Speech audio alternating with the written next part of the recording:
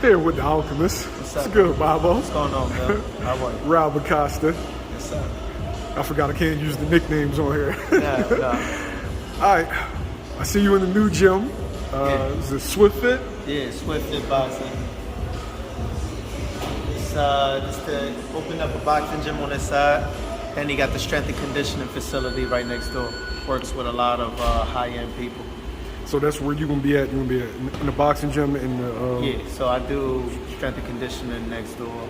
And I've known Swift for a long time. So then he opened up the boxing gym, called me up, asked me to collab with him. That's what I did. Okay. So now I'm here, and then I go to Philly boxing in the evening. So you 2 gyms? Okay. So you everywhere. Hardest working man in show business? Getting there. I'm getting there. All right, so there's a rumor floating around. It still hasn't been confirmed yet. Earl Spence Jr., Keith Thurman at 154 pounds. What's your thoughts on that?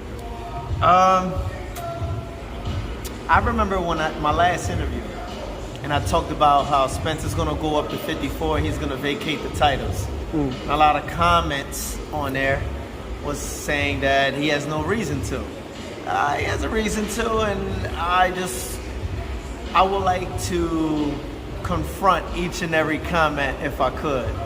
But I fucking told you he was gonna go up to 54, which it doesn't make sense because Keith and Spence fighting at 54 is like you could have did it at 47. But we know why we're doing it at 47. Is that a sign of what's to come? Yeah, I think that's where he's going to go, and I think that he's going to be more comfortable at 54, but I don't think that the competition will be the same at 47 that it did. I mean, that it is at 54 at 47. Now, the WBA is saying that they're giving him 60 days from the time he fights Keith to determine if he's going to fight Terrence Crawford, to negotiate that fight. Okay. The IBF is giving him 120 days to fight Jerron Ennis after he comes back. Yeah.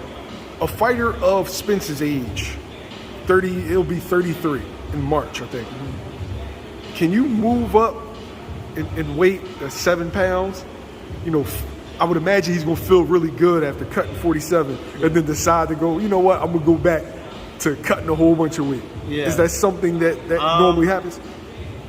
In all honesty, Spence has great experience. Spence is a great fighter. Terrence Crawford is a great fighter. The problem is that they're not in their prime anymore. For however many people want to see it different, he's physically not in there. Physically wise, he's been in a lot of wars. So he's not technically in their, they're not in their prime. You know what I mean? So the older you get, the harder it is to cut the weight. So unless he continues to train when he's not in season or when he is, then that's where the difference changes. You know what I mean? Now, if he's the type of guy like AB, after the fight, you go ahead and blow up to like 180, 185, and it doesn't really fit your body type, then yeah, it becomes harder and harder to cut the weight down. But I think once he gets a feel for 54, he's not coming back down to 47. Is that what you would advise as a professional? Yeah, I would. I mean, Spencer's a big dude in person. He's a big guy, and you know, I think he'll be comfortable at 54. I think he'll like the feeling better, and he ain't gotta overdo the weight. What is it going to be like having that first camp when you get to eat a little bit more, you get to drink a little bit more? I guess he's going to be happy because, what was it? Wasn't it like 2 camps ago or 1 fight ago, he hired a nutritionist? Yeah. And he was able to cut the weight. So he waited this long to even do that. You know what I mean? So people don't understand the importance of the nutrition aspect, the conditioning aspect, and everything else. So, you know, hopefully he does everything right, and he does well at 54. Do you think Terrence Crawford versus Earl Spence happens at 54? And if it does, who does that give the advantage to? I'm going to go with Spence with the advantage because he's the bigger guy. He's bigger. He's the more solid guy at 47 because he was, you know, he's a natural 47 where Crawford came up to 47. So I don't know if the power would carry from 47 to 54, where I feel as though Spence may not have one knockout power punching, but he has enough where he can break you down. So I think we're adding more muscle to his regimen.